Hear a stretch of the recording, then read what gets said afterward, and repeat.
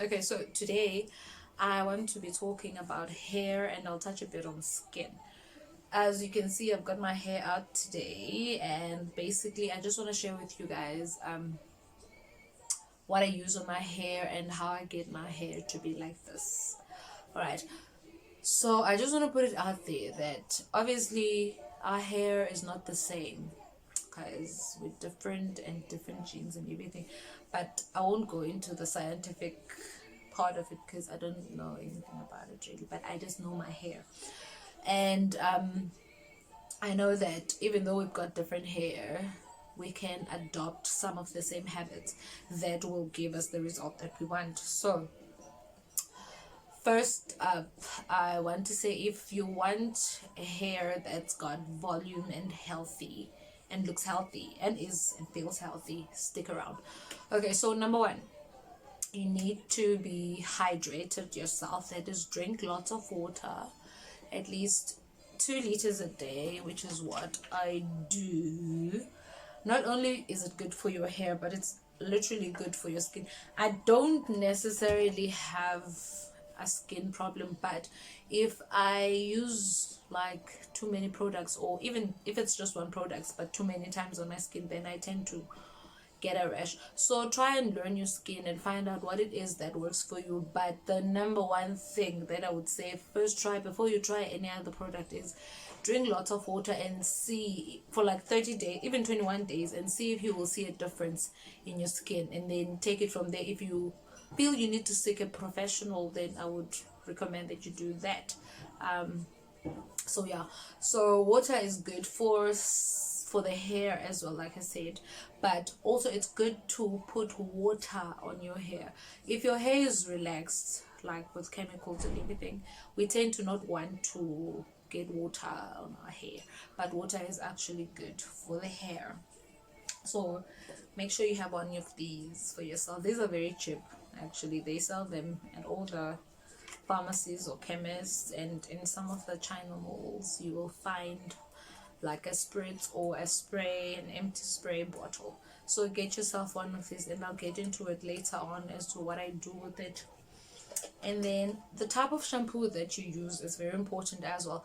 A lot of shampoos have sulfate in them, which is basically the thing that makes them to foam up a lot, and that's bad for your hair because it strips off the natural oils that your hair has.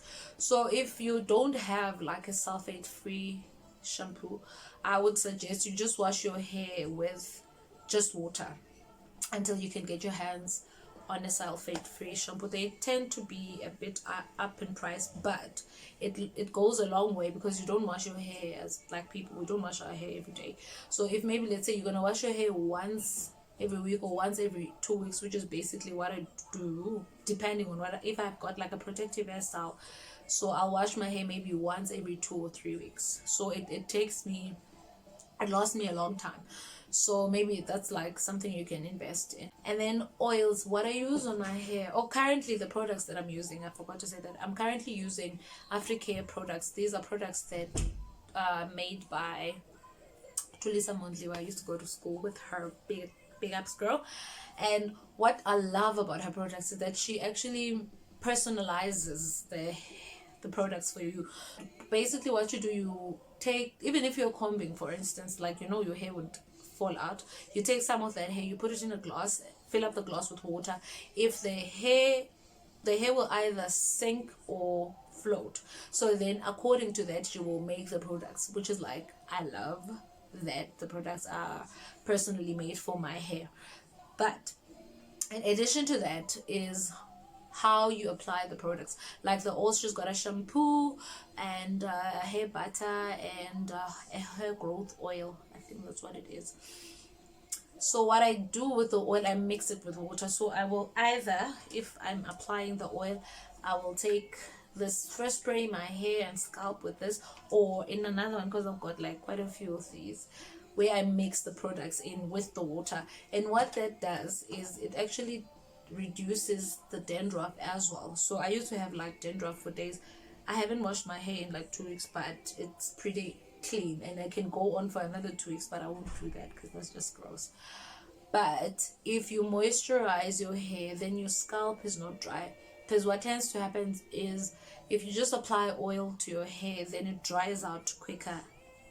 And I feel like it doesn't really do what it's supposed to do. So do not be scared of using water to your hair. It's good for your hair. So whatever type of oil you would use. So I also use coconut oil with my hair. I use extra virgin oil. It can be the one that you use to cook with, but it must not be the half olive oil with the normal sunflower oil or seed oil. I don't know what the other one that you cook with, but that one.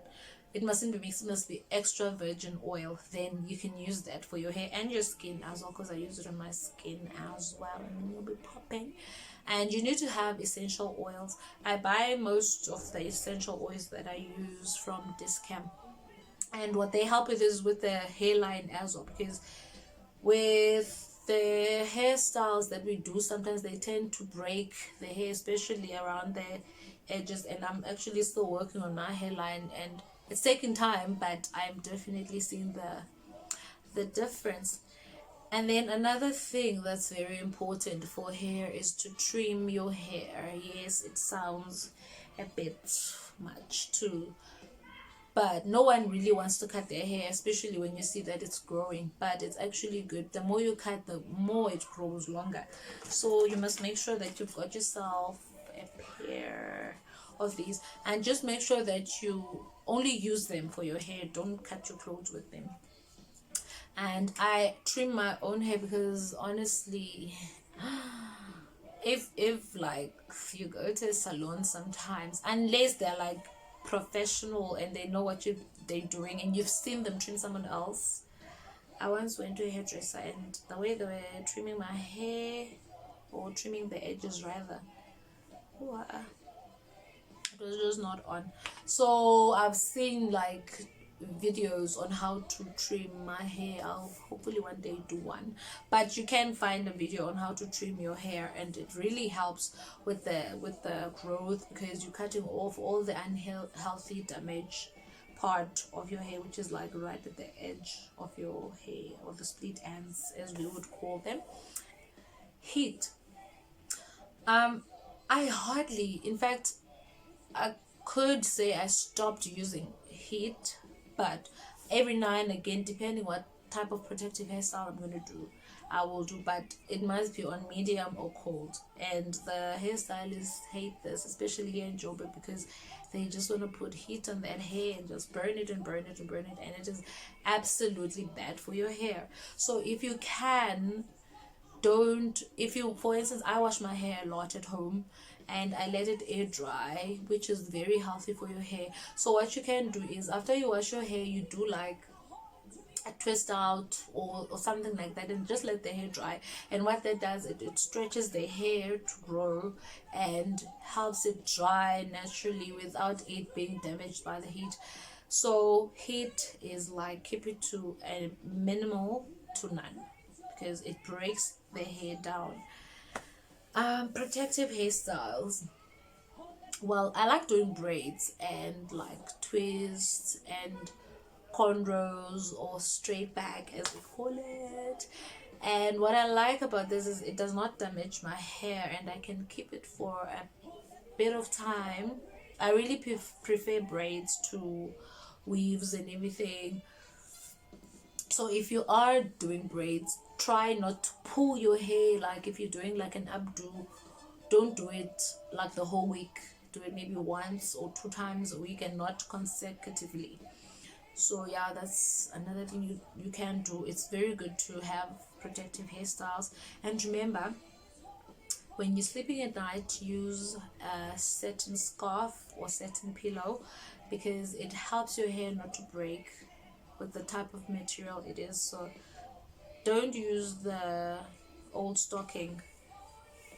You can use it to hold it up, but first you must have like a satin scarf, because what the stocking does, it actually breaks your hair with the type of texture it has. And then condition. Have a conditioner, have a leave-in conditioner, deep conditioning product that you can They have a lot of them. There's a lot of natural hair products out there. So when you go to the stores, just see what's there. But as long as you have a conditioner for your hair, it is very good, and it helps your hair to be stronger and healthier and clean. And hair butters as well. So another thing I will say is that be consistent, be patient, because it takes a bit of time. So it might feel like you're not seeing any difference or any change happening to your hair, but what you can do is maybe take a picture of when you started, and then maybe 30 days later take another picture, then you will see the difference. Or you can do like a weekly thing where you just compare where you were the week before, but you must be consistent. When you apply the products, you must be very gentle to your scalp. You must massage them in, even on your edges. I do this in the morning and in the evening, where I just put in the oils, I spray with water, and then I just massage the product in. And then if maybe you are wanting to transition from relaxed to natural hair, you can, you without maybe you want to do that without the big chop, you can absolutely do that. Number one, stop relaxing your hair, stop the heat, don't use heat, no blow drying, no straightening iron, hair iron, what do you call it, those sort of anything to do with heat, keep it away from your hair. And then you can either one, that's the one option, or two, start trimming it bit by bit, maybe once a month you do that, and or do the big chop. It's really up to you. Either way, you will get the result that you are wanting, and you just need to be using the right products. Remember to not use heat, because sometimes the hair can be quite hard to comb, but if you use water with the products that you use, it will be better. And then detangling, I use so many combs. Hey, I've got like, oh my goodness, if you could see the combs that I have. Oh, these are some of the combs that I use. This helps with detangling as well.